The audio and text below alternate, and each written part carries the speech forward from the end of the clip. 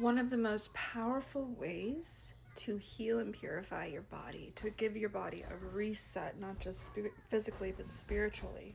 Something that you guys might not know is that water has purifying properties. Evil cannot mix with water. Water is a very powerful substance. The history of water is pretty fascinating.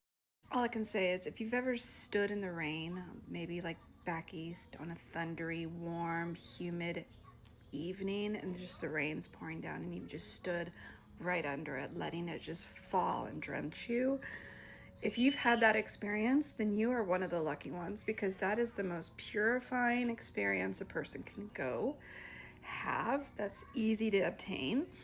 Just go out there and do it. But you will feel the properties of just purifying your whole aura and entity. A little bit 101 quickly on it, on what water is spiritually. Just stop and think about the power of water. Electricity. You need water to move things. Think of those windmills, that the turning in those rivers where that it just creates energy. It's cleansing, it's renewal, it's purification. All throughout every religion out there, every belief, water is a very powerful substance. In the beginning of the Bible, it talks about how the divine was hovering over the deep. Water was here on earth when God the divine was creating whatever phase of creation was happening in the beginning of the Bible. Water was the first thing present. We don't know how it got there. There's myths and beliefs on the beginning of that before the Bible even took off. What happened before the Bible's beginning? But the center is always water when it comes to pure, holy things. The Catholic Church has purified water. You dip your hands in the water, you cross yourself. The water can be blessed and used for spells and powerful traditions. There's the chicken water. There's water in Florida water. Water in every location of the world has some purifying, holy, powerful entities behind it that support that belief. Water also represents a return to order, a return to purity. When you go through baptism, going in the water, you come out pure, you come out a brand new person, you come out divinely blessed. There's been deities that have been associated with water.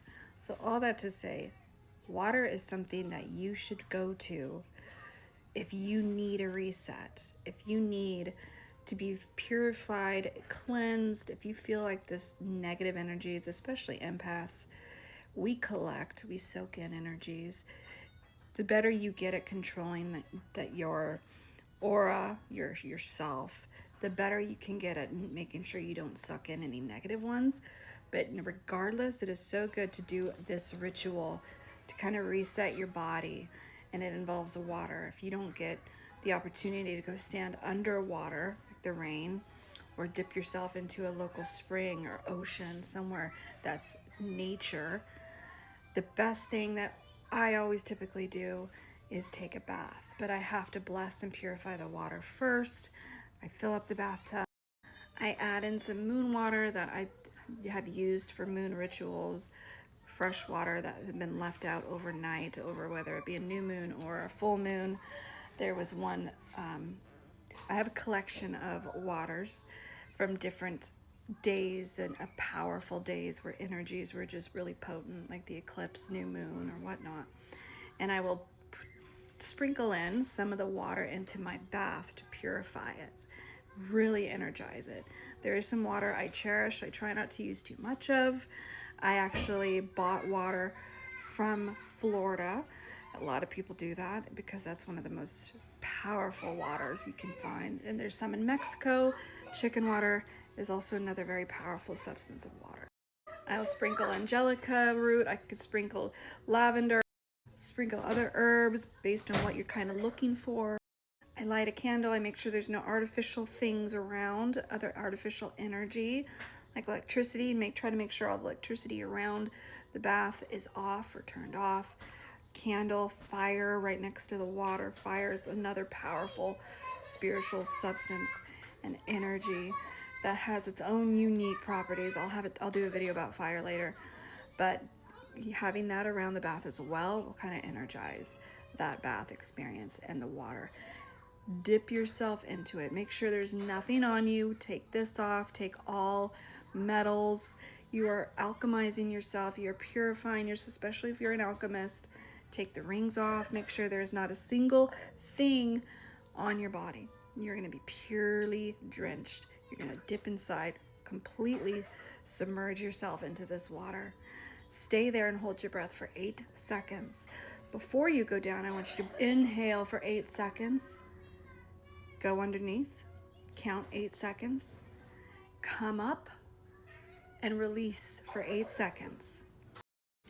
And you could do that a couple times until you really feel yourself refreshed. You'll feel this breath of fresh air, just this energy just eluding around you. It varies based on the person. It varies based on how successful you were at preparing this water. But regardless, you should feel refreshed. You should feel renewed. You should feel purified. That is something I like to do on every new moon.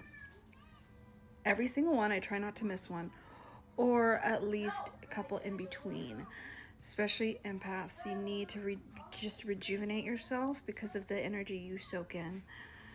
And a lot of people don't realize that puts a weight on you. It weighs you down. It affects your instincts. It affects your intuition. It affects your ability to combat the negative energy. Do this and you will notice a spiritual, energetic difference. The more consistent and effective you are at preparing it and completing this ritual.